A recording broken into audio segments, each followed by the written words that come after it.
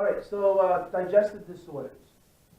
Okay, and the way I have this set is we go back to the digestive system. It's one long tube from the mouth to the anus. That's 40 feet. Okay, then there's going to be certain areas that are going to start bulging out, like the stomach.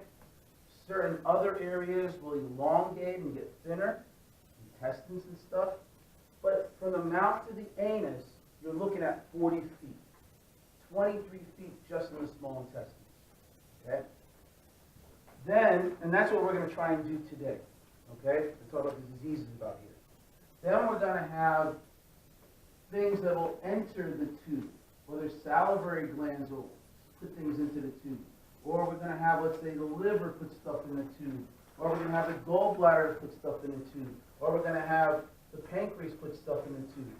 Those things in red are more of the accessory organs, okay? And that's where we'll talk about after we talk about the tube, okay? The tube that we're talking about here is something called the alimentary canal, okay? And then the accessory glands is later on. We won't spend so much time about the salivary glands, but we'll definitely talk about the liver, gallbladder, and pancreas, okay? So here's the overview of what we're going to be doing. First off, we're going to just talk about just basic terms, signs and symptoms that we'll get into, that you'll hear words like what is vomiting, what is GI bleeding, what is constipation, just regular things you're going to hear over and over throughout this presentation. Then we'll start using this to go into disorders, the diseases of the oral cavity. I kept that short and simple, and what I want to do is also tell you that whatever's in my PowerPoint, the diseases, those are the ones you're responsible for, okay? Like the diseases of the oral cavity, I got gingivitis in there, I have canker sores, but I didn't put salivary gland carcinoma, okay? So it's in your textbook, you don't have to worry about those, all right? It's important, it's just, I got to pick and choose what I got to go over with you guys. So it's not in my PowerPoint, you don't have to worry about it. However, if it is in my PowerPoint, let's say gingivitis, and I have something short there, then you need to go into the textbook and see what else they say about gingivitis. That's what's fair game. Does that make sense? So that I can cover everything in class, as the highlights. So then we'll get into the esophagus, then we'll get into the stomach, and small and large intestines, okay? Then we'll go into the liver, and the gallbladder, and then finally the pancreas. The pancreas is another chapter, but we already did the pancreas, at least part of it. Remember, the pancreas is a dual organ, which is part of it does endocrine with insulin and glucagon, but the other part we didn't do yet is all the exocrine portion, the things where they're going to release enzymes, and that's going to affect, let's say, pancreatitis. There's a chronic and acute pancreatitis that we'll talk about. So, all right, so this is just, I took this from your textbook, and it just gives you some ideas about from the mouth to the anus, where the different organs are, and basically at least the highlights of their physiology, what do they do, of their functions. So it gives you some idea about that.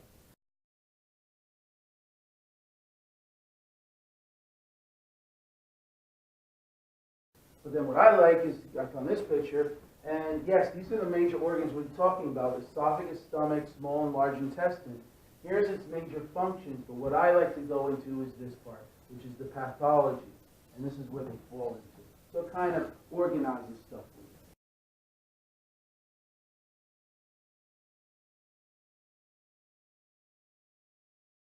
you. Okay?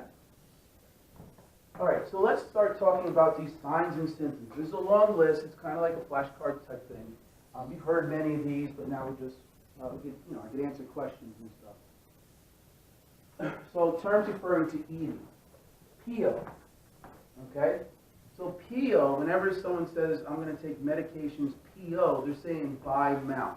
It really means per os, which is opening. But that means by mouth. So we usually say nothing by mouth. What is that what's the abbreviation that we use? Who here's heard of PO? Right, a handful, okay. So if you have nothing by mouth, what's the abbreviation you use? NPO, okay? That's nothing per os, okay? you should just try and get, I wish you guys actually had like a medical terminology before you actually had any, like, even during like A&P 1 and 2. Because you'll be using these words, and it's nice that you're starting to use these words like from day one, as opposed to be thrown at it all of a sudden when you do clinicals. But you'll see these words quite often. Another word that you should be familiar with is parenteral. Parenteral means putting something inside the body, so you're introducing substances inside the body, any way to get into the body except using the GI tract. So you can't put anything rectally, you can't go anything by mouth, you can't put anything like it from a gastric tube or an NG tube, okay? Or an NG tube is a nasogastric tube. So any way to put substances in there besides that. So we could do it subcutaneously, we could do it intramuscularly, we could put it actually intravenously. And there's a point where, let's say, they just had, let's say, radical bowel surgery, that you don't want to give anything into their GI tract because there's a lot of healing going on. So how else can you give them, let's say, nutrients if it's going to be, let's say, weeks and weeks that they can't have food in there? So we could actually give parenteral nutrition. We could actually give nutrition through the IV. I mean, they're not like meatloaf and potatoes, but you know, but they give you the nutrients, the proteins, the fats, the carbohydrates. So they'll use parenteral nutrition, and sometimes doctors will order that. Okay. And the other thing we should know, we talked about it too when we dealt with endocrine and insulin, postprandial, which means after meals, right? So we talked about doing AccuChecks, checking the glucose 2 hours postprandial, 2 hours after meals. So you should have an idea of at least the terms over here for not just my class, but you know, so that's what I'm saying. Don't worry about them being on the exams. Worry about you're going to use this stuff later on. It's nice when you start talking the lingo with other nurses and other nursing students and doctors, that they know that you know what you're talking about. All right, so let's talk about some of these signs and symptoms. There's a long list of them, but they're pretty straightforward ones. Anorexia. Okay, anorexia just means you don't have any appetite. Okay. Now there's anorexia nervosa. That's where you see yourself as, let's say, being very fat, but yet you're really bony and skinny, so you don't eat. That's anorexia nervosa is something wrong with the mind over there. Okay, but you could have just anorexia because of a certain disease. You know, you're just sick. You know, you got an upset stomach. You're not hungry. Or maybe you have appendicitis, and you just don't, I could put a pizza in front of you, and that's your favorite food. Don't you want a slice? No, I just can't eat. Not that you're stuffed, you're just not hungry, okay? So we say that there's anorexia going on. We also have cachexia, we talked about that. It looks like a bag of bones, right? You see that a lot with cancer patients. They just have a decrease in mass and muscle mass and weight. Colic is basically any hollow organ that's kind of empty, that's really empty, and it's squeezing nothing, and that causes a lot of pain. So you have these spasms with pain through a hollow organ. You see a lot of this in a newborn baby. We'll talk about that later. You have dysphagia. This is a problem, and there's difficulty in swallowing in some way or another. We also have dyspepsia. The laymen call it indigestion. And this is basically you get pain in the epigastric area, usually do right after eating. And we'll talk about different ways of people getting dyspepsia. Okay? Nausea is that feeling that you want to get, you want to vomit. And then vomiting itself, the word is emesis, right? Emesis is vomiting. You ever see that, I don't know, some of you have seen this. There's a bowl that they usually have on the side of the patient's bed, and it kind of is shaped like this, right? What is that called? Emesis basin or emesis bowl. Emesis means the vomit. And you have this, it's about this big or so, and I guess it's easier for you to vomit in. If you have projectile vomit, that's not a good way to go with it. There's certain things that, they vomit, it's projectile. It actually shoots off, like the Exorcist. It goes across the bed. And that just wouldn't hold all that. But they have all these emesis bowls. Now, just looking at the emesis, looking at the vomit itself, we call the vomitus, that's what it's called. You could look at it, and you could also get some idea of what's going on. If it's yellow and green, think bile, right? If it's food in there, then you know that you didn't digest it. It definitely just came from the stomach, and you just ate recently. You know that the stomach only, when you eat, the food stays in your stomach for about 3 to 4 hours. So if there's undigested food there, chances are you ate in the last 3 to 4 hours. Dark brown, think that there's blood, or it's something, it's either blood from the stomach, or it's usually blood from something distally from the stomach, something like the duodenum, but it can also be just from the esophagus. Now the key thing is that we might see something that looks like coffee grounds. Okay, you know how like coffee grounds look? When you see something like that, then we know it came from the stomach. Why? Because it looks like coffee grounds because the blood, when it actually reacts, the red blood cells react to the gastric hydrochloric acid in the stomach. When it does, they kind of coagulate, they kind of clump together, and when it comes out looking like coffee grounds. So if someone says that they just threw up and it looks like coffee grounds, and a layman can say that, you have an idea of what's going on. You know it's coming from the stomach. Or it can come from the esophagus, but it dripped down to the stomach, and then it comes up. Okay? It sits in the stomach for a good hour or so before it changes like that. Then we have jaundice, also known as icterus. This is telling us there's something wrong with the liver. This is when you have yellow in the skin. And we talked about this in the sclera. Okay? Basically, this is the time when the liver is not functioning properly, and usually, there's other reasons for jaundice, but usually the liver is not functioning properly, and the liver is not removing the bilirubin. Remember, bilirubin is a byproduct of breaking down red blood cells. And if that doesn't go out into the stool, doesn't get out into your urine, then it's going to stay in your body, and it goes into your skin, and it has this yellow color. The bilirubin is what makes your urine yellow. It makes your stool brown. I mean, to make the color brown, you've got to put some yellow in there. So that's where that comes in, okay? And this is usually some sort of sign of gallbladder disease, liver disease, or pancreatic disease. Then we also have this, I love this word, bulborhynchus, all right? Or you have more than one of this, we call it bulborhynchus. I just love to say that. If I had this son, I would, bulborhynchus, come here. Hey, Bobo, come here, right? No. Basically, this, and it's funny because you always remember it, it's when your stomach growls. That's bulborhynchus, okay? That's usually a good sign that gas and food is moving along your tract. You want to hear the bulborhynchus. You don't want to hear too much of it, then there's something going on. But, you know, that's what happens is bulborhynchus, okay? The sound of your stomach growling, okay? Then we have diarrhea. Now, this is a kind of a difficult one to define because everybody, a layman, might call it diarrhea, and it's not. So what we're going to say is diarrhea is a thinner, more frequent stool that's coming out. But some people, they usually have like a firm stool, and all of a sudden it becomes soft. They sometimes call that diarrhea.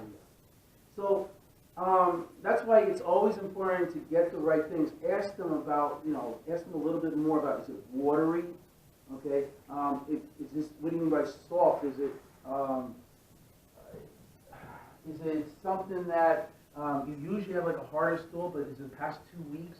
So we're more concerned about what has happened in your stool that's different in the past, let's say, recently, the past few months or so. I mean, it might be normal, a stool that's soft. Let's just change the way their diet is. I know it sounds disgusting and stuff, but it's always good, even for yourself, look at your stool. It's really the dipstick of what's going on in your body. Different colors, different smells, all right? I'm not saying go over there and put your nose in the toilet and start dissecting it. No, I'm just a fast glance. So you know what's normal and you know what's not normal, okay? And how often you go. Dysentery, all right? This is, Shigella usually causes this, one of the bacteria, which we'll get into. This is a low-volume, bloody, painful diarrhea that happens with this, okay? So it's pretty classic when you see something like that. steatoria.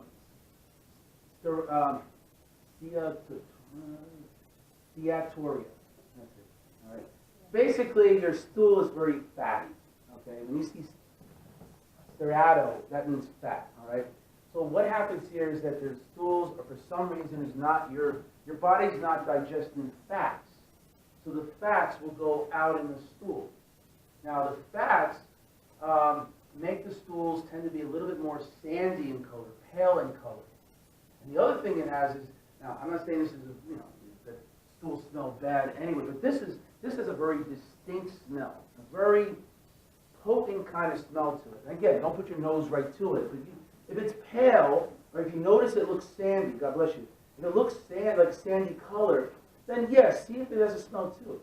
This is what's great about the fact that when you go into the wards, when you go into your clinicals, and you hear that someone has fat in their stool, go over there. All right? I know it sounds disgusting, but sometimes it'll help you, because we could always record sounds, we could record visual stuff, but we can't record smells. And for instance, if you smell somebody who has DKA, that fruity acetone smell. Last time I smelled that was like 20 years ago. But I know what it smells like. I can just describe it, but I can't say, this is what it smells like. There's nothing, you know what I'm saying? Until I tell you, it sort of smells like grape juice and acetone.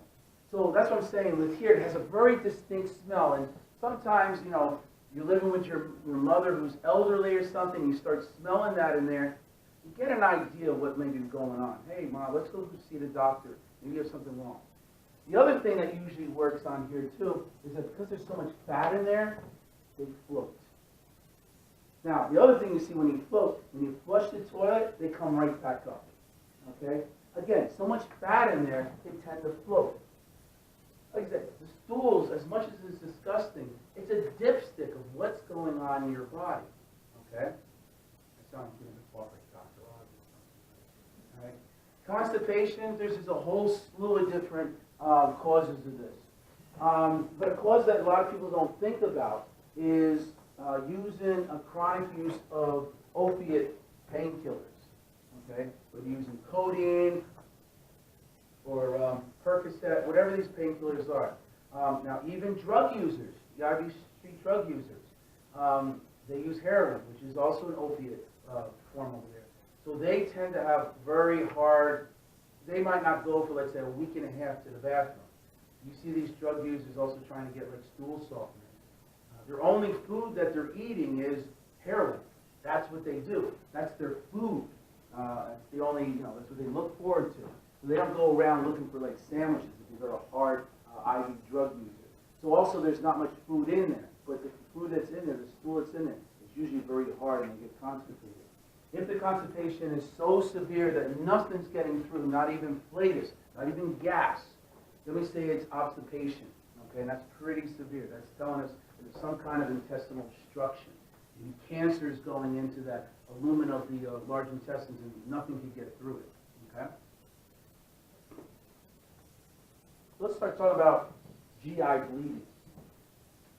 We have hematemesis, and this is vomiting up blood. Okay?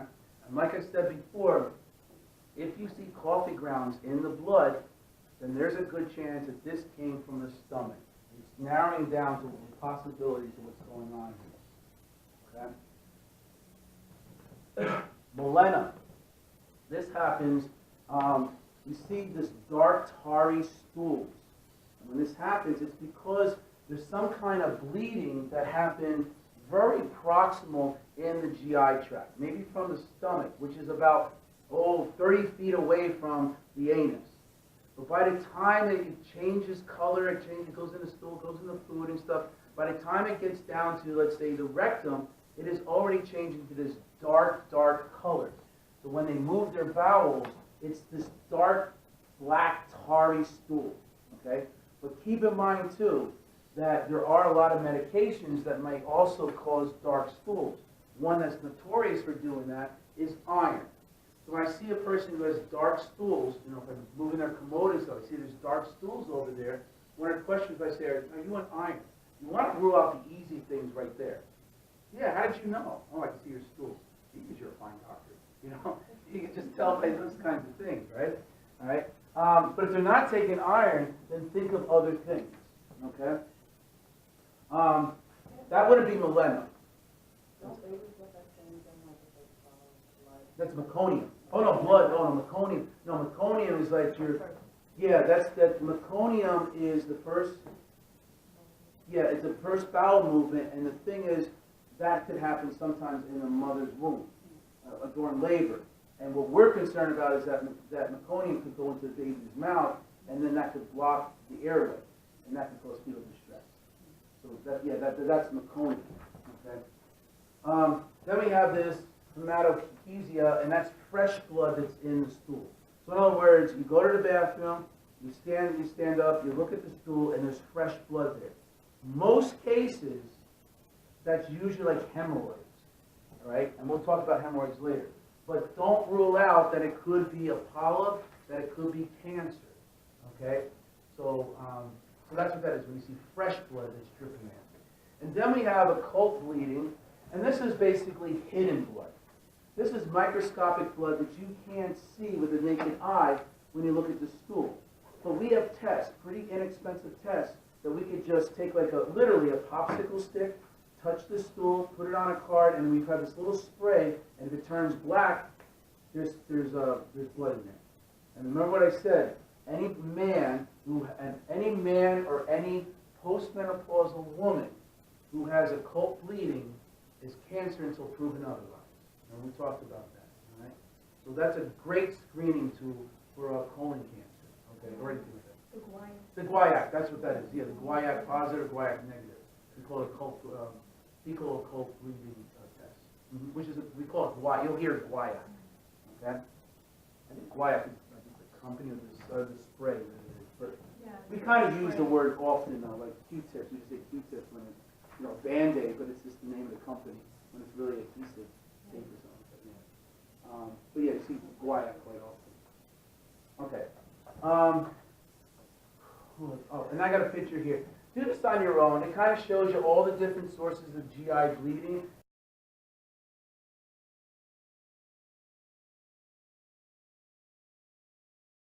In a sense of, if it comes from the stomach, if it goes up, you'll see the coffee grounds. If it comes from the esophagus, it's just going to be red. If it comes from the stomach and moves all the way down, it becomes black and tarry. But if it comes beyond the stomach over here, it could be just the red, fresh blood. So that's a nice picture to really put things together. And this picture over here, took it from your book. This is really big. You should know the top the top causes of upper GI bleed and lower GI bleed. Okay, and this is like the upper GI bleed over here. And we're going to talk about all these over here. And these are the lower ones. And you should be able to put those together. You won't make sense of it right now, but after you go through the whole PowerPoint and you go back to this, it'll make more sense because we've gone through all the diseases.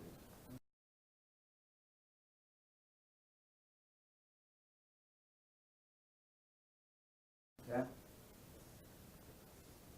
All right, what about when your abdomen is distended? How can you rule out? What's your differential diagnosis of somebody who has a distended abdomen?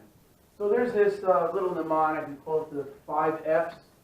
It could be fluid, which is ascites, okay? It could be fat, flatus, feces, or fetus. That's what it comes down to. There's nothing else it could be except for those things there. So if you're doing your wards and you're with your nursing supervisor and you see someone with a belly that's distended and she wants to just ask you as you're a nursing student, so you see the belly like distended, what do you think it is? And you go back and you just say in your head, okay, there's 5 F's. Well, it could be ascites. There could be ascites in there, or there could be maybe he has a lot of adipose tissue, and that's maybe the reason why his belly is distended. Could be that he's just bloated. He just has a lot of gas in there.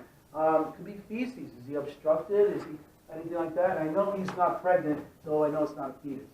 Now, what I'm saying is, I just kind of did that. Don't tell here's a little tip for you. Don't tell your nursing supervisor, your nurse, or the doctor, or whatever. Don't say, oh, I know because it's the 5 F's. And it could be fluid, it could be fat. No, don't tell them your secrets. You keep the 5 F's up here, but let it flow as though you covered everything, and you even they said, oh, it could be ascites, there could be a lot of adipose tissue over there. And I was like, wow, we're going to watch you, you know your stuff, right? But in your head, you're using the mnemonic. That's how I kind of went through medical school. It made it sound like, well, it did. I knew what I was talking about, but I was all organized up here. Come up with your mnemonics. It'll help you. But don't tell, your supervisors your mnemonics. Make them think, wow, you know your stuff, and everything's organized up there.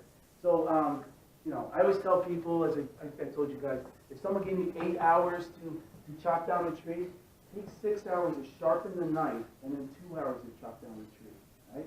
Prepare yourself. Be organized. That's what this is all about, okay? So that's the 5 F's over there.